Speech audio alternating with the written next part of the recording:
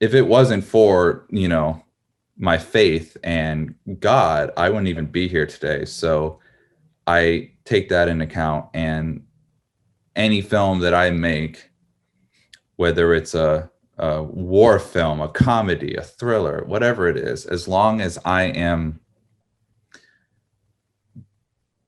portraying God's word to people, and not in like a Bible thumping way, but in a way that's going to enlighten someone's heart, then I've done my job.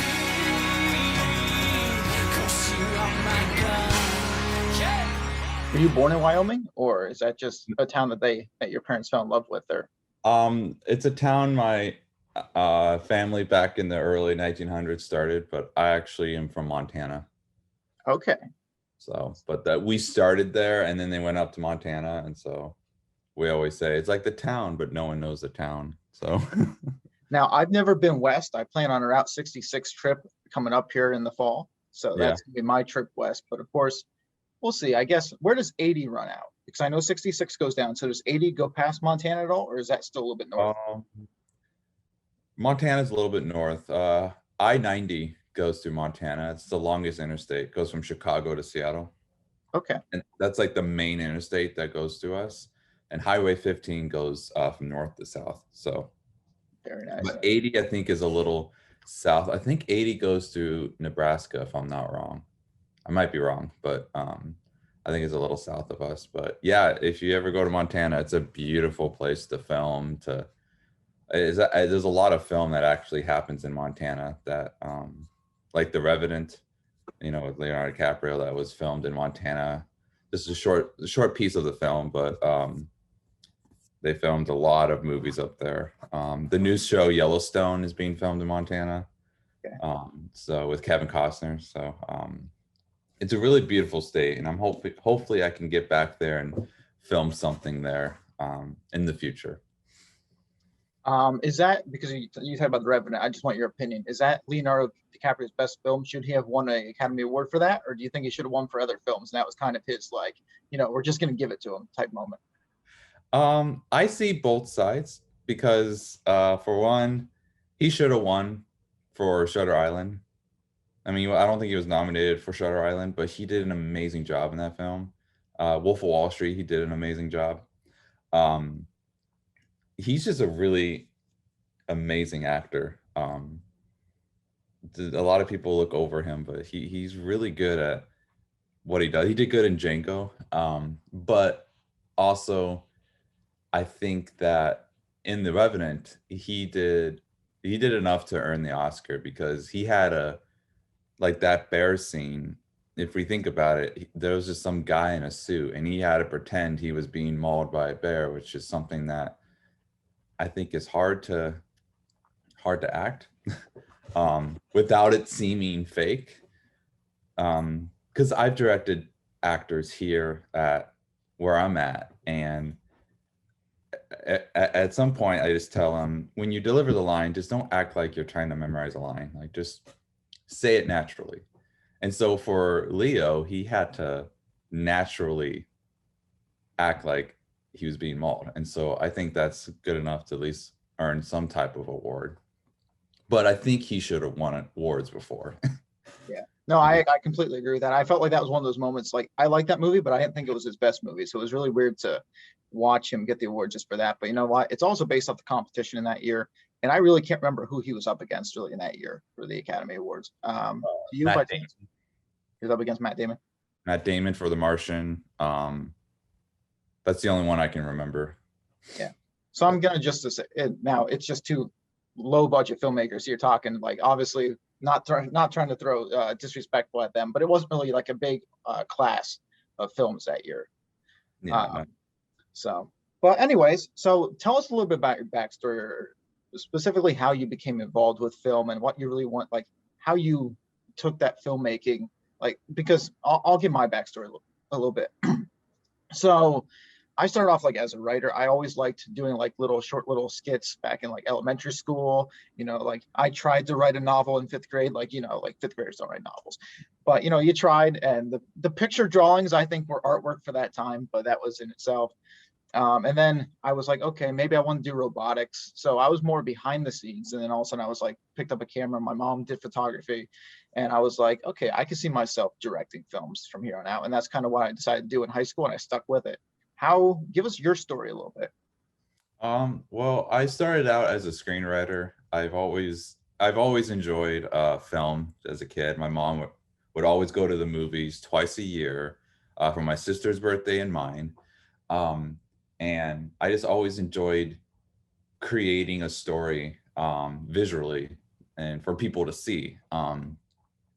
And so I thought, in order to create that story, I've got to write it first. So I've always enjoyed writing. I got my undergrad bachelor's at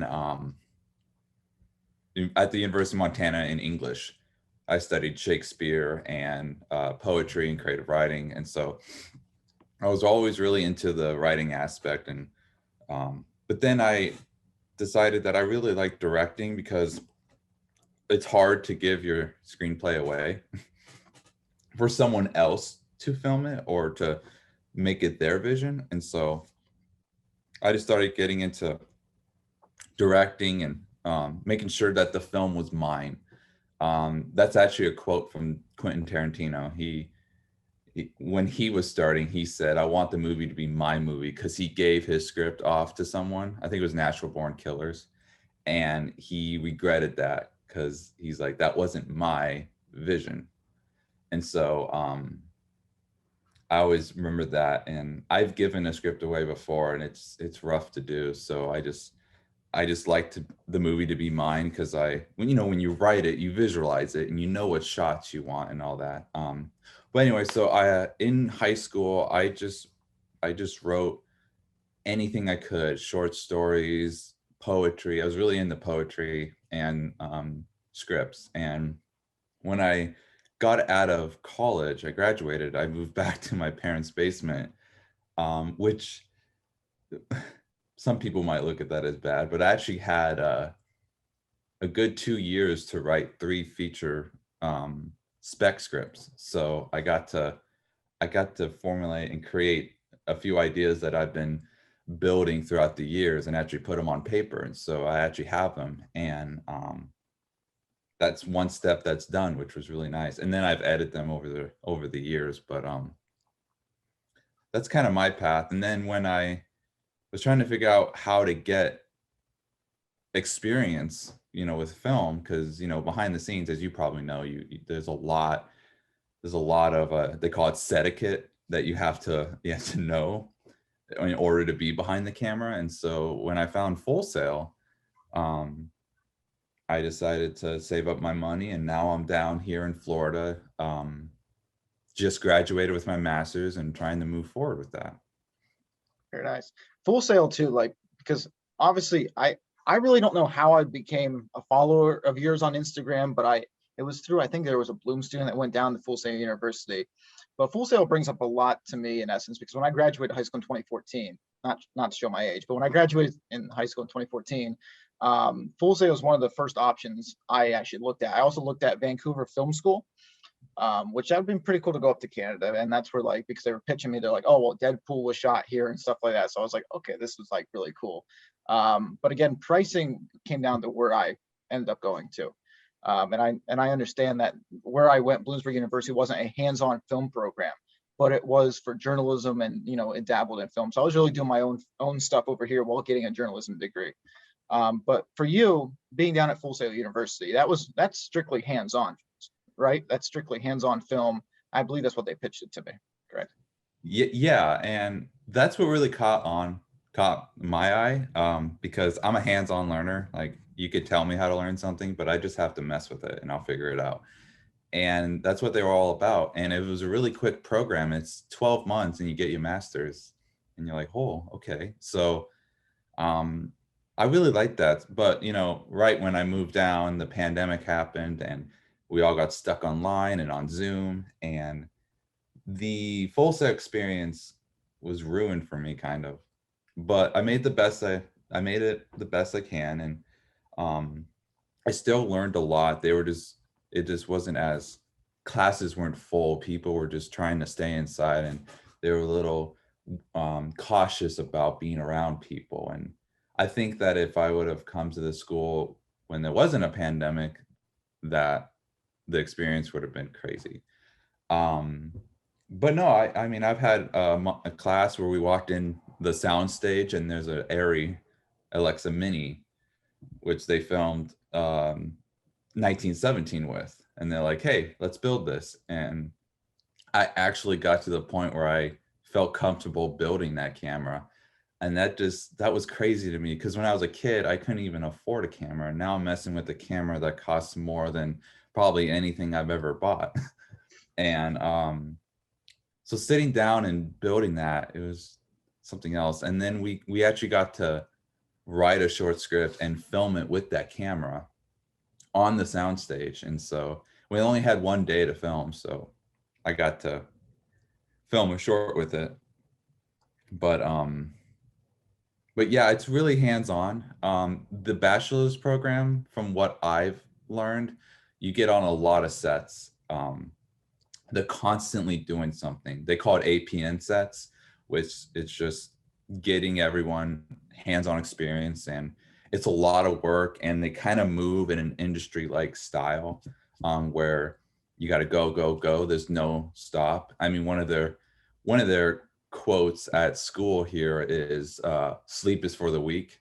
'Cause yeah, which I need my sleep, but they're like, you got to keep working. I mean, this job is it's one of those jobs where you're not just going to get it out of college. You got to work for it, and you got to know the right person and network to the right people, and um and if you do that, then you're going to get somewhere. But if you don't work at it, then you're not really going to get anywhere.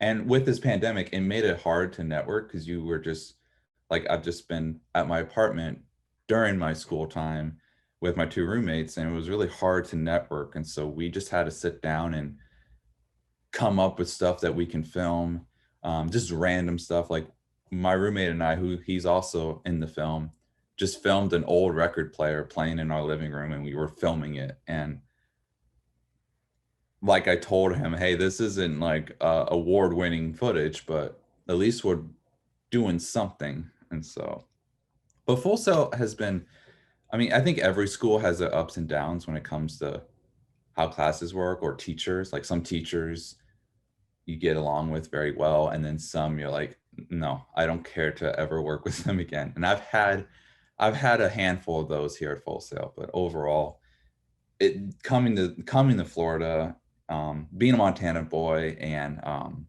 actually being behind the camera and directing has been a dream come true. And I'm excited that I got to, though it is expensive, I am excited I got to experience all of how film is. So what type of connections did you make? Did you make more like students that are actors, or do you make more contacts that were like in the professional industry, like indie artists? Well, all of our teachers in the master's program have some type of industry experience, um, whether they worked as a key grip on a real set, or they've just been working in the industry as an independent or freelance filmmaker for years on end. Um, One of my teachers, who's now retired, his name is Bill Benton. He won an Academy Award for Best Sound for Dances with Wolves. And he is the most humble guy in the world. And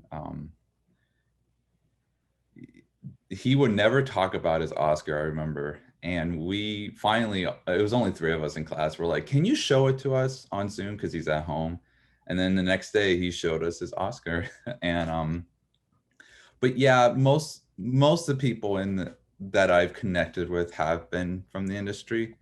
Um, the people who actually worked on my thesis film, because at the end of the year you have to film your own thesis film, um, which is just a short narrative or a documentary, but I did the narrative side. They did the sound work from my film because my audio sound was bad. And so the people who worked on it have worked on many films that were on Netflix or on Prime or just independent films.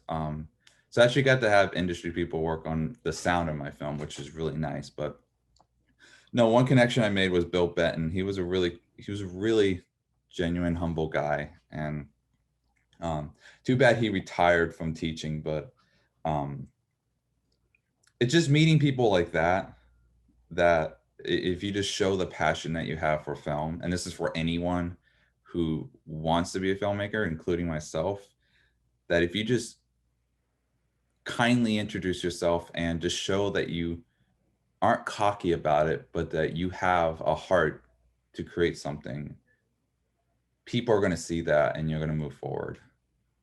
Like when I got on a set once as just a PA, and I went up and introduced myself to the first AD, because I'm a nice country boy. We introduce ourselves to everyone and we talk to everyone like we've known them forever. And I just said, "Hey, my name is Chase. Very nice to meet you. I'm a PA today." And during the meeting, the safety meeting at the end, he's like, "You are now the second AD."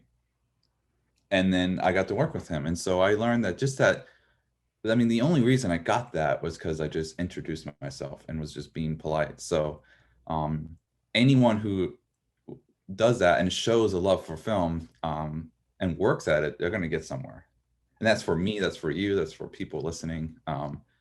It's good to hear that every now and then, because sometimes I look in the mirror and think, I just got my master's, but I don't have a job. How am I going to get from A to B? How am I going to get there? And so anyone who is working in film, whether it's a PA or a first AD, just get to know them, because they can help you get to this place and that can help you get there. Yeah, So I also know a lot of people that are like kind of terrified too of like speaking to other people, especially in the industry. They get overwhelmed, and yeah. it's like at the end of the day, which Hugh Jackman is my favorite actor. So I mean, Hugh Jackman, if he walked in, everybody would be like, "Oh, that's Hugh Jackman" or whatever. But you got to remember that they are people too. Yeah. And a lot of people forget that. So that's how I kind of approach every person. I treat them as if I'm treating a person. I don't care what their name is. I don't care what background they come from. They're still a person. And Mhm. no, but I'm glad that you walked in and like shook their hand. And I'm sure, since you're from the country just like I am, it's all about the handshake too, right? Yep. Firm and not too tight, not too loose. You got to have it firm. There you go. And I actually want to point out I have two of those things behind you on my studio set too. So I have the one where like you can put the movie, whatever movie's playing, and I also have the reels in the background too here. Oh, cool. Look at that small world. Yeah. I Yeah. actually put my film up there. So I always put the title of my movie. Okay. And I see it every day and think, you know what, it's gonna, it's kind of a small inspiration for me to do. So No, that's awesome. But talking about your film too, because I'm interested in seeing it. So where can we see it? And then we'll jump into the process of kind of behind the scenes of how you made that one. well, where to see it is up in the air right now. So I'm trying to get it into film festivals and trying to figure out how to do it. And I know that when it comes to submitting a short into film festivals, it can't post it anywhere. Yeah. And so at the current moment, I am just waiting and trying to find a film festival. I'm trying to find one in Florida. There was one that I was going to put it into the one in Burbank, but I just didn't get enough time to get it ready for that. But there's some at the end of the summer in Central Florida that are coming up, and I'm hoping I can submit it into the student section or something. So at the current moment, I don't really have a way for anyone to see it unless I directly email it to them. And if I do that, I have to throw in the, hey, you can't post it anywhere, you can't do this and that. And I've only really have submitted it to people that like I know very well, because if it gets posted, it might ruin a chance to get in a film. But what I would like to do is get it on like Vimeo. I don't know if I want to do YouTube, but on one of those sites where I have my own page and people can watch it. But I have a couple shorts that I'm trying to get together and ready, because I don't want to just show my stuff that's not finished. Like I have at least 3 shorts that I'm trying to get together so that I can post out there. In fact, one currently getting filmed right now, but so hopefully in the future, after the film festivals, I can post it out. Well, But we're looking forward to seeing that. I shared your Instagram page with a few of my buddies up here, and they're like, "Oh man, that looks really cool what he's doing, especially what he did down there, looking all army like." And oh god, that was yeah. pretty cool. And did Full Sail supply a lot of that, or did you go off a budget that they allowed you, or was it your own personal money for the costumes and stuff? I actually had a GoFundMe for it. I I did a period piece. I did, my film was the hardest out of all my classmates. It was so hard to film, and I pitched it to my classmates and everyone, and they're like, a period piece, a World War II piece in Florida, and they're like, all right, I'm sure it'll be okay. And I was like, yeah, I know. So what I did is first got the GoFundMe, which only made half of what I was asking. I was asking for 1,000. I made 500, but I was like, you know what? That's better than nothing.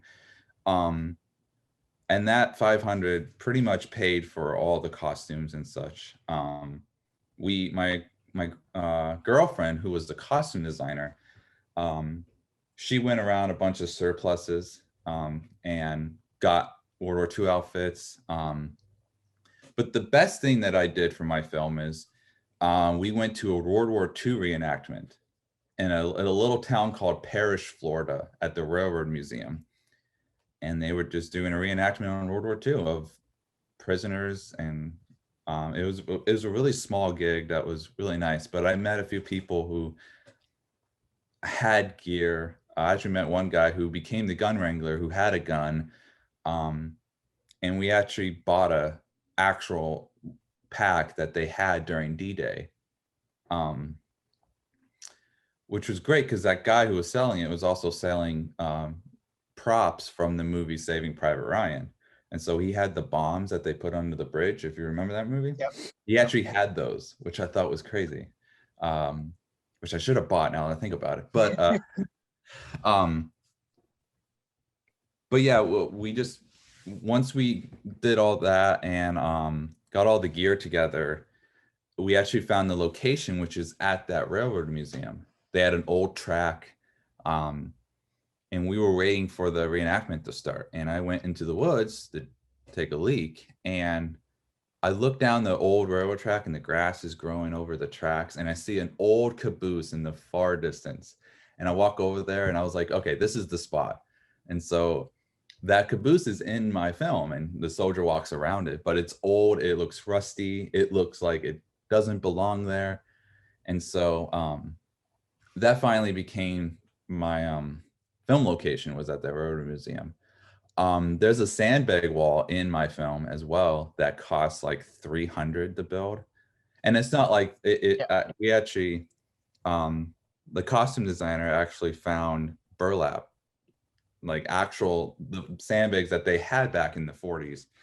And then we just stuffed it with that bubble wrap stuffing that you get at Home Depot, like the thick stuff. Yeah. And so it looked to make it look bulky, but to not make it feel bulky, so you'd actually have to lift them. Yeah. I mean, it looked really cool and legit. And but if you touched it, it would fall over because it was light as a feather. Which actually during filming, one of the actors bumped into it, and the whole wall went, and we're like, well, cut.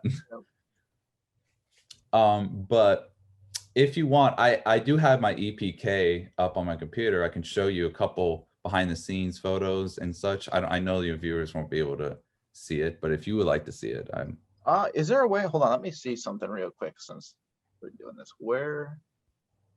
I just changed you to the host. Okay, cool. So I can share my screen now. Cool. If you want to see, I mean, I won't go through the whole. Yeah, go ahead and show the viewers. I think it's pretty cool because I saw a lot. Now I'm assuming you're going to pull up probably some that I've seen on Instagram and probably some that I haven't seen. But oh, it's even in a PowerPoint presentation. I like it. So yeah, this is, sorry if you hear people mowing the lawn. It's no, that's fine. So yeah, I gotta make it bigger. Sorry about that. Okay, so yeah, this is just the EPK. Pretty much what we had to do for our final month in class was create an EPK because the film festivals will probably require it. But yeah, um, and I want to show you some stills. A lot of this is just like the crew and the cast. But here's the specs. So we filmed it on a Sony A7 III. We used the lens that we used the most for this film was a 50. Okay. Um, we used a 35 in some, but we mostly used the 50 because it just captured what we wanted perfectly. Um,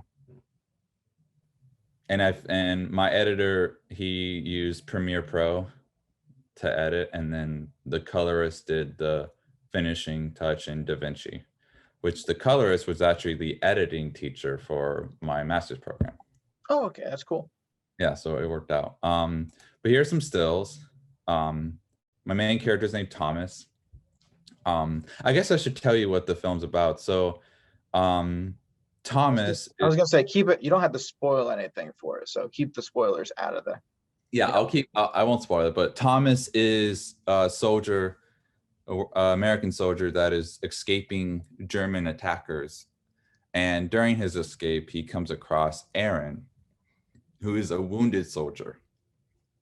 And as he gets into safety and has a conversation with him, he learns that Aaron hasn't been baptized yet. And Thomas must decide to either stay with Aaron and baptize him or to continue to flee from the attackers because they're on his tail during this whole time. So he's kind of feeling rushed, but I'll leave it at that. But it's about finding a brother or a wounded soldier in the battlefield and performing a baptism on him during the time of war. So, but yeah, that's the old boxcar that was in the that I found, and he walks around it in the film. And then that was just a close up that we had.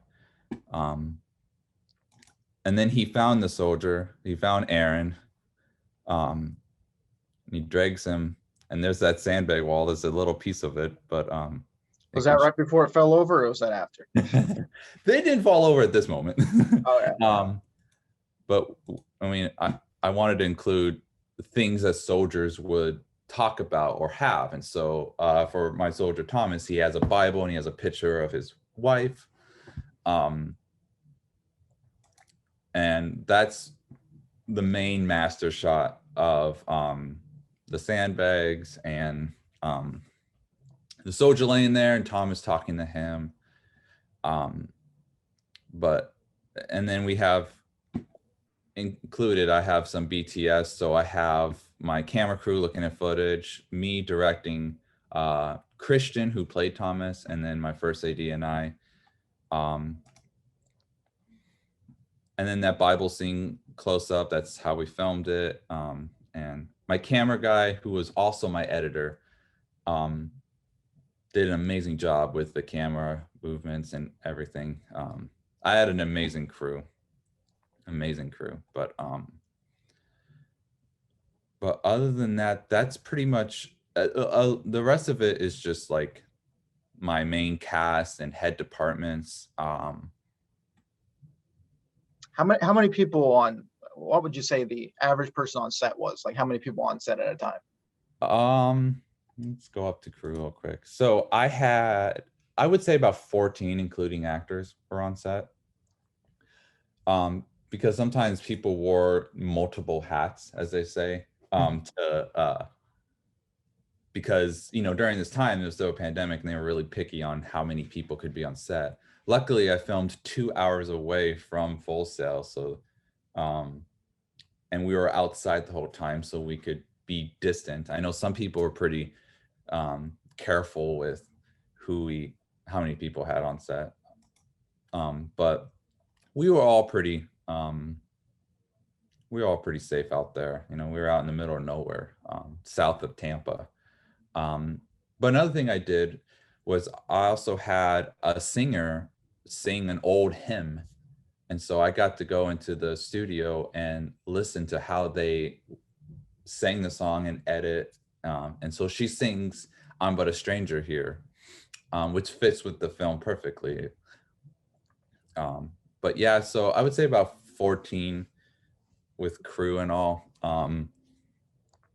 And it took a total of about 3 days to film. Okay. Um, and my actors, Christian Salamison, who's been in 3 of my films now. This was our first one. Him and I have that Scorsese and Leonardo DiCaprio friendship going in film. I just know how to communicate with him, and he knows how to listen, and he knows how to deliver what I want with my characters. And so he was a soldier in this one. And then the second one he was in, it was a comedy. And then the latest one, which is still being filmed, he is a homeless guy. And so he's been playing these different characters and been doing an amazing job. So anyone needs an actor, Christian is your man. Tyler also did a really great job. And then we had Dead Bodies. But the guy I wanted to bring up real quick was Georg Hartman, who was one of my teachers in the master's program at Full Sail. And he did the German dialogue. Now, you don't ever see Germans in this film. You just hear them. And I wanted that because I try to envision if you were a 20-year-old in the middle of Normandy during 1944, I just thought it'd be more terrifying to hear them than to see them. And I'm sure that's what they felt back in the day. And so I originally wanted Germans to be in it, but I decided to keep them hidden so that you never see them, you just hear them. So he did all the dialogue for it. But he also has a TV show on Netflix called Dogs of Berlin. Okay. Um, I don't think I've ever heard of that one. But it's I it's oh, interesting. sorry to cut you off. But I will make a quick point before I lose this train of thought, which it's probably already gone knowing me. Anyways, when you said about not seeing the Germans, that's callback to typical horror films back in like the older days. Instead of seeing the monster, because they didn't really have the effects or the budget to do so, you just heard it, or like there was like subtle movements. So it's a very good callback and a good choice actually if you are on a low budget, or just adds that sense of element to it. Like you hear things getting closer and closer and amping it up, but you never see it, which adds that sense of mystery. But anyway, continue. I'm sorry.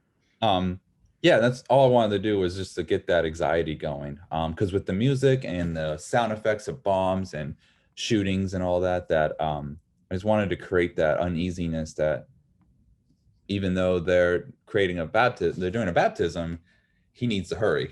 So, because they're right on his tail, they can come and shoot at him at any moment. And so I just wanted that rushing to happen. But check out his Dogs of Berlin, episode 8. He wrote all on his own. So he was telling us all about that. So I should pass the word on. How much do you tell an actor on set? Like, is there stuff you keep and say, hey, like between you and the editor, which in my case, I am basically my editor, so I can kind of keep secrets mostly on set. Although I have a problem with the dailies though, because as soon as we shoot something and I come back and edit it that night, I'm very like quick to send out like a clip to the cast and crew and say, hey, look at this. This is exciting. So if I ever make it big, like if I ever do a Star Wars film, it's going to be leaked automatically because I'm going to be sending clips out left and right, which the studio won't be happy with me. I But actually, sorry if you weren't finished. no, you're good. Go ahead. Um, I actually kept a lot from the actors when it came to dailies, like, and Christian, who's a close friend as well, was so irritated with me because he's like, he didn't see the film at all until the premiere, like he didn't see anything from it, and he's like, that made me so nervous because I had no idea what I was going to see. And so when it comes to my films, I do really keep it, like I'll talk about it, but when it comes to actually seeing stuff, I keep it kind of hidden because I want everyone to experience it like on the big screen. Like I didn't even show my parents anything And they asked me, I mean, I moved from Montana to Florida. They were asking me, "What are you doing?" I'm like, "Oh, just a film." And they're like, "What film?" "Oh, just a film." And they flew down here for graduation, and they got to see it on the big screen. And I made my mother cry in the theater because she had no idea what was coming. Yeah, And that's a special moment. yeah, and I was like, "This is why I waited."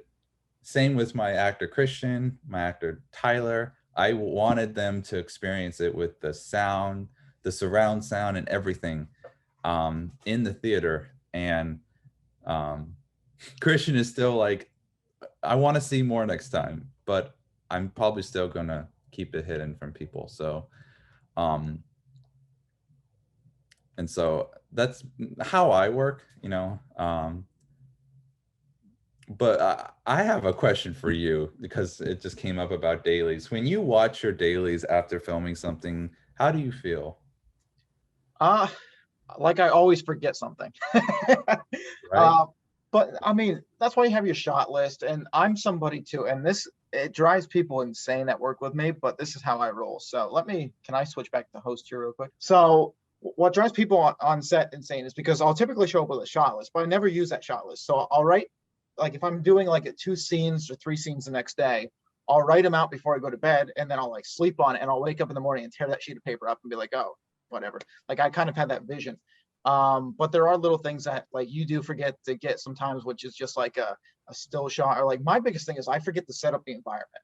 So I forget to get that like wide shot or like that establishing shot to show your location. Then it's like, well, mark that on the list for another day. I'll have to drive the location just to get that. But as far as the daily, I'm pretty happy with it. I feel like, and this is with at least 3 of my 7 films I've done. I don't really go back and rewatch my films too much because I feel like I've watched them so much editing, and Mhm. like even like because my worst thing is audio. So audio I have not perfected yet. Audio is like one of the things that like I need to just have somebody else do it because there's no point to me doing it because it's a very nitty gritty. And that's why when you said that when your professor won for audio and sound, I'm like I give him tons of credit because I cannot sit there, I'd go insane. Um, so with that being said, audio is my worst part, but I can't really go back and watch my films too much because I've just invested hours into it, and I know where the things I would like to have shot better. Because you only get really one shot to do it. I mean, you could do reshoots, but at the same time, it's like how much, for me that has a lot of volunteers, cast and crew. I'm over here like I don't want to make somebody who's already been on set for like 20 hours like go back for another 2 hours to reshoot something. So I do typically go with it. If that Yeah. answers any of your questions. Yeah. When I see my dailies, I'm sick to my stomach when I see them. I just, it just, I hate it. And it bugged me at first because I was like, man, is this normal for a filmmaker to just hate watching their stuff? And then I watched the director's circle with Scorsese and Nolan and all the bigs, and they were asked the same question. They were like, yeah, and Nolan's like, I am literally about to puke if I see my film, which Yeah, I thought was crazy because their movies are amazing. I mean, they've won awards. They're just they made so much money off them, but for them to even be like, no. So I believe it's Johnny Depp, and I could be wrong, but I don't think Johnny Depp has ever seen Pirates of the Caribbean. Like, I don't think he's ever seen one. I don't think because I know he doesn't typically watch his own films, but I think that's the franchise. He's like, yeah, I don't think I've seen that. that's crazy. That is so crazy. Like, That's like one of his most memorable roles too. So it's like it's crazy that you haven't seen. It's almost like Mark Hamill not watching himself as Luke Skywalker, but he embraces it so much. well, Um, but I guess more questions for you is looking past Full Sail now because you graduated. yes. So now you already have a short film in progress. You even have a few others that you have lined up. What is it like going, or do you have a plan going from Full Sail where you get these big expensive cameras and all the equipment that you have in locations at Full Sail to what are you going to do now with an independent film? Are you ready to make that jump? Are you have jobs lined up? Like what is post Full Sail looking like? Well, I wish I could say I have jobs lined up. I really do. But unfortunately, I don't have it's a process trying to find people that are hiring, and everyone who's hiring wants this many years of experience. And you're like, well, I don't have that many, but I have this. Um, but for for the rest of this year, I am planning on moving up to Atlanta to hopefully land some type of film gig somewhere, just to get more experience. But also, I want to continue my freelance filmmaking career and continue to make shorts that mean a lot to me and that give out the message that I feel that I was meant to give out to the world.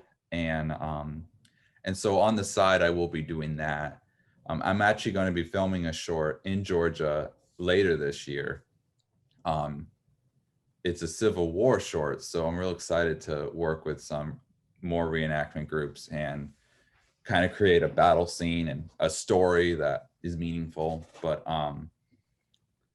honestly, I just want to connect with people like you and other like independent filmmakers that want to make it in film just as much as I do. And I don't need to have I don't need to win the big Academy Award. I don't have to have the $80 million budget or whatever. I just want to make movies that mean a lot to people or give out a heartwarming message. And I want to film my movies that I've written. Like I have 3 spec scripts. I'd like to do something with that. And so if I can do that and make an honest living just working on film like that, I don't need some big time CEO job. I But love that. I love that attitude, by the way. I love that attitude. thank you. Yeah. Yeah. With this, my film, which is called A Soldier's Blessing, I forgot to mention that. I day and night working on it, working with my editor, work so much from that film. My main thing is sound. Like you said, that's my difficult part side too. I'm not good with sound. And I've learned that sound is so important. And if you got a good take, but sounds like that was bad sound, redo the do it again, because if you don't have good sound, your film is trash. It's not going to be good. And I witnessed that on my film on the big screen at Full Sail, looking beautiful, but the sound was awful. And so they took all the sound out and they redid all the sound on the dub stage. That's what, and we had to do ADR and we had to do all this, but I'm getting off track. But pretty much when it comes to the future, I'm just hoping that I can continue to keep the camera rolling. And I know a few people who, and I've already grown honestly as a filmmaker because my thesis film was filmed on a Sony A7 III, but my latest film that's being filmed now is filmed on a Red Komodo. And so there's already that jump that, just I met someone that had a Red on a set and they were like, and I was like, how much do you charge to use a Red? And he told me his price, but then he's like, well, you're free, you're a friend. And so I just got to, operate and use the Red. And it was just meeting someone just like that. It's just some random person that I didn't think much of, actually had the gear that helped create my next film, which is gorgeous. And it's so gorgeous. Anyway, I just saw the stills yesterday, my first time seeing them, and it was incredible to see them. But It's been so long since I used a Red camera. Probably about 2015 was the last time I picked up a Red camera. I just picked up a Blackmagic Cinema Cam because when I went down to Pittsburgh, one guy I was shooting a video project for, he had a Cinema Cam. And the only thing is, I do not like the fact, and I know you mentioned DaVinci Resolve on your presentation. yeah. I'm used to my Panasonics, okay? I like my G7s. And of course, you use Premiere Pro to edit, but I couldn't even pull up. I had to download DaVinci Resolve and a few other things to even view the B-raw files for the Blackmagic because they're not MP4 files, which drove me absolutely insane. When you got 4 or 5 hours, it just took forever. So, but I do love the Reds. I wish I would invest more in those style cameras. But is that your favorite camera, or do you have a favorite camera that it might not be the top of the notch? Because my Panasonic Lumix G7s, I love to death. I probably will shoot all my films on them if I could. But do you have a favorite, or do you just prefer any camera? Honestly, from what I've experienced working with and seeing, the Black Magic cameras are really pretty. Um, I hate that you kind of don't really see what you're getting until you put it on the computer. Because Black Magic, even the new 6K, has had that problem. It has like that tint in it where you're like, okay, this isn't really what's being recorded. It's just the display screen is showing that. Because we've recorded something and I'm like, wait a minute, that looks really off. And then we put it on the computer and you're like, oh, wow, that looks gorgeous. But when it comes to Da Vinci and that's going to be way out of my pay grade. But luckily I know people who know how to run it. And so they can put a LUT on it and it will change the whole thing. So I would say if I was going to run a camera, me personally, if I bought a camera, it would be Blackmagic. I would investing in a red if you is a good idea, but if you know someone who owns a red, I would just let them have it. Like work with them. Like my friend who was my DP on my last, he owns a red, and I know that if I have a film that can go somewhere, as I'll say it, I know that he will be there to help me out if he can. And so I would say Blackmagic for now. That they're just good cameras, and that's actually what I'm investing in getting, and they're really easy to use. I have a Sony A7 II, and that thing is that is a whole another trying to figure that camera out, all the settings and stuff. I was like, I'm just gonna take pictures with this because it is so trying to figure out that camera is a whole another degree. But Blackmagic, it's everything's right there. It's like an iPhone, you know. It's just everything's there. You just have to kind of know where to go, and it's so easy. So, but I think for the film coming this fall that's filmed up in Georgia will be on a Blackmagic. Okay. I would Yeah. think. Again, you have to keep me updated via social media because, of course, you post just like I post. Everything that goes behind the scenes production, it gets thrown up on social media. I want to talk a little bit about messaging though, because I know you talked, and from what you described between World War II films and history films, it seems like you're really a history guy. Like you kind of remind me like a Spielberg type person who loves to dwell in the historical background and make sure it's precise and stuff like that. Mm-hmm. But you talked about baptizing in a film. So what is your messaging behind what kind of films do you want to end up making in life? Anything that will,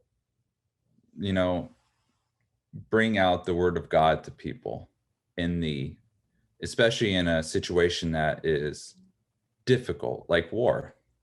Like I'm sure there were soldiers bleeding out on the beach at Normandy thinking, is there a God? I'm sure that's happened a lot in the battlefield.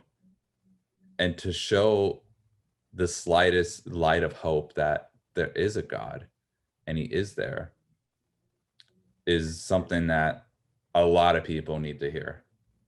Even if they don't really care for religion or whatnot, I think just the idea of hope is something that this world nowadays needs. And I think we all could agree that it's been crazy these last few years with the pandemic and everything. And, I bet suicide rates went up and people were just scared and didn't know what to do. But just to remember that there is hope out there. And I think is very important. But, if it wasn't for, my faith and God, I wouldn't even be here today. So I take that into account, and any film that I make, whether it's a war film, a comedy, a thriller, whatever it is, as long as I am, portraying God's word to people, and not in like a Bible thumping way, but in a way that's going to enlighten someone's heart, then I've done my job. That's why I said I don't need this big fancy budget. I don't need all that stuff. I just need to make sure that I have my Bible next to me when I'm writing my next script. And as Cecile DeMille says, who directed the Ten Commandments, give me any 2 pages of the Bible and I'll give you a picture. Which that is a quote that I keep close to me, because it means that the Bible there's so much you can bring out of it. And it doesn't have to be, it could be anything, like a soldier baptizing a soldier on the battlefield. Or my latest film, a homeless guy helping someone when it should be switched around. So does that explain my message pretty clear? It does, and it's stuff that we wanted to capitalize on at Shield of Hope too. So I mean, I feel that, and I'm just like a fellow Christian myself. My strategy of when I approach films is I don't necessarily talk about God in my films. There's some films I do, but there's some films where it's just like I try to go off as long as there's no sexual content in it, as long as there's no language in it. I try to keep it clean because I use the reference about the one plants, one waters, one watches it grow. So I want to plant the seed in people by just being a good person, showing my morals. And then when they come up to me later, they ask, "Oh, well, who are you? And like, why did you make this film?" And I was like, "Well, because the film has a moral purpose behind it." It's like, and then you go into the Word of God. And like, my whole thing is I want to become close with people. I don't want to be that person at a shopping mall that hands somebody a pamphlet and says, "Hey, do you know Jesus today?" Yeah. And I'm sure you've met those people too. Mhm. So because whether or not we're Christians, like somebody could walk up to us with a flyer pamphlet and be like, "Oh, do you know God?" And we could accept it and be like, "Yeah, we do," and we know, and we're not really offended by it. But a lot of people do when you walk up to them right away and try to approach them with the Word of God right away. Some people, it turns them away more than it helps bring them to them. So I'm one of those people like, okay, I just want to show that I do moralistic films, incorporate a little bit of messages in there, but not like strictly like, okay, believe in God or do anything like that. And then we can have a conversation behind the scenes and, talk to them about that way. So that's how I kind of approach it. Everybody's different, but I think we're on the same page because when you talked about, you don't like what was the reference you used? Oh, Thumb. Bible thumping. Yeah, Bible yeah. thumping. Yes. So is that something you wish that the Christian industry for films would change? Because a lot of these films, and I'll let you finish this, but I guess my point would be a lot of films that I've seen from the Christian perspective, say somebody's struggling and dying from cancer, they show a film of somebody dying with cancer and then they accept God and all of a sudden the cancer's healed. It's like that might happen 1% of the time, but the other 99%, the person's still probably going to pass away or stay alive for a little bit with us until they go to meet God. I hate the whole Christian idea in filmmaking and in this cultural society where, oh, when you accept God, your life gets easier and everything gets healed and saved, and it's a big party. Because I truly believe that it gets harder when you become a Christian and when you accept God. So I'll try to let you finish off some things here. I know I rambled, but No, I ramble too. I completely agree with you. I think the Christian films nowadays, they're just too light. They're too, like, everything is perfect and prim when you become a Christian, and you're skipidaloo. And I don't agree with that. Like you said, I think it's harder to be a Christian than not to be. It's easier to say, you know what, there isn't a God, than saying there is a God. Let me prove it, and then you spend your whole life trying to get to that point. Um, but with my films, whether it's my short films or my features, I just want to show that you're going to have a difficult time, but he's still there. Like all of my, you talked about not having sex or language or any of those type of things in my film, and I don't have sex in my films, but I do have those darker themes where you would be like, why is this in a Christian film? Like, that doesn't make any sense. Like, it's kind of um disgusting to see. Like, one of my films has to do with Satan tempting someone. This is my spec script, but Satan tempting, and he tempts him with lust, and lust comes as a woman. But you have to understand going through the darkness in order to get to the light.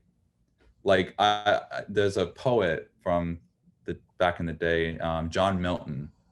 He says you need to know bad to know good. You have to understand them both, because if you just know good, you're not really going to understand the bad.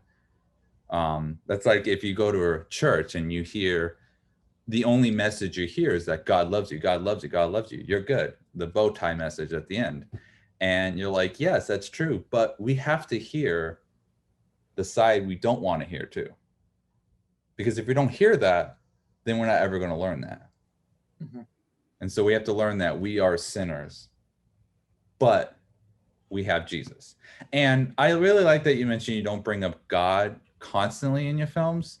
Um, and I don't bring up, like, in The Soldier's Blessing, I don't think God's ever brought up. Jesus is. And I think if you bring up God, people are like, oh yeah, God, that's fine. But when you bring up Jesus is when people start backing away. And so I would try to at least, I don't want to shy away from not presenting my Lord's name, because some people do try not to bring it up. But at the end, I think we both can agree that as long as we're shedding light on the word and the gospel, that we as filmmakers and anyone else who's in the Christian theme is doing the job, and that he's proud of us, and I'm proud that you're doing that, and you're proud that I'm doing that, and that we're brothers, and we have to help create that hope that I was talking about and shine it into the world. So No, I agree with that, and I do wish that there would be more, because I know there's the closet Hollywood celebrities that are Christian and don't express their faith, because of who they're around. And I wish they would, just because it make the rest of our lives easier as filmmakers growing up and not be kind of rejected for the films we're trying to create. Because in essence, we're still trying to give the audience an escape, like an escapism. And I talked about this on last podcast. The whole idea of films, in my opinion, is to tell a good story and make the audience escape or feel as the character instead of their own daily lives, feel as the character on screen feels. And I think that a lot of films these days are just politically driven, and they don't really have those moral themes anymore, to the point where we're trying to just create a good story. And I like to hear that you're talking about that, and I just, my call would be to the higher ups. I wish that some of them would stand up and come out of the closet, per se, and just show themselves as Christian filmmakers or Christian artists or yeah, celebrities. But that's my personal wish for that. Obviously, they're live. We both, I'm sure you and me, we treat things different in different situations. So they have the right to do that, as we have a right to either express ourselves or not. yeah. And again, Bible thumping is a thing I always keep in mind, because you don't want to come across as that, because it's the same with someone that throws their political views at you. You really back away. But if they come at you the right way, you'll Yeah. listen, at least. And so I know a lot of people who are just really bad with throwing their views out, and then they get mad at me for not listening. But I'm like, well, I mean, when I bring up God, you back off. So think about it for a second. 100%. But I guess we'll close with this. So because I've always had this question asked to me, why don't you ever, I don't really fund for my films. I don't do a GoFundMe. I kind of just do it all either out of my own pocket or volunteer wise. So do you one day want your films to be produced by a studio, or do you want to fund all your own so that nobody has control but you? Um, if I could get a studio that I trust and that has the best interest for what my vision is, then I would definitely do a studio for sure. Because some of my spec scripts, they kind of need that studio. um, but if I had to start out with just doing my own budgeting and the GoFundMe or Indiegogo, whatever site people use for funding, then I will. Um, I don't want to tackle my features just yet. I don't feel like that I'm 100% ready, though I want to. Like, anyone who writes a feature wants to film it, but I want to. I want to be ready for it, and so for that, I want to work on some short films first, that I've been doing, and so that kind of means volunteer work, you know, paying it from my own pocket, and GoFundMe is mainly going to be family and friends. Like that's the only people who like donated to my film was my parents, my sister, but it helped. And you can make an amazing film with like the lowest budget. I just do period pieces, so it makes it a little bit tough, but if you meet the right people and you come up with the easiest idea, you can really create something beautiful. And so with that, I would like to say that one day, if I can get into a studio and I can have someone have my back, that would be amazing. But for now, I'll probably just be working with people like you and any other filmmaker who wants to just get experience, honestly. Because that's what it's all about when you're working for free. As long as the crew, as long as, the director or the head departments feed the crew. Because I've been on sets where they don't feed you, and it's so irritating. Especially when you're there for like 12 plus hours. Yeah, and then they're like, well, go get lunch. I'm like, no. You feed me. So I've always been pretty picky on that, just because these people are giving up their time to help you. They're helping themselves by getting experience, but they're helping you. So you should at least repay the favor if you're not paying them to feed them. Even if it's a snack, it doesn't matter. But so what you're trying to say is that if I come on your set, I can expect food. Yes, you will get food. Awesome. I'm gonna invite everybody. No, everyone. I don't care. We're gonna get you about 1,000 different extras. We'll be all right. Yeah. Well, I want to make sure I pronounce this right. Chase Hulett. Hulett. You're close. Anyway, Chase, thanks for joining us. Where can people find you at on social media? On my Instagram under Chase Morgan Hulett. Mainly Instagram is what I use to, as my billboard. But I do have a LinkedIn as well under the same name.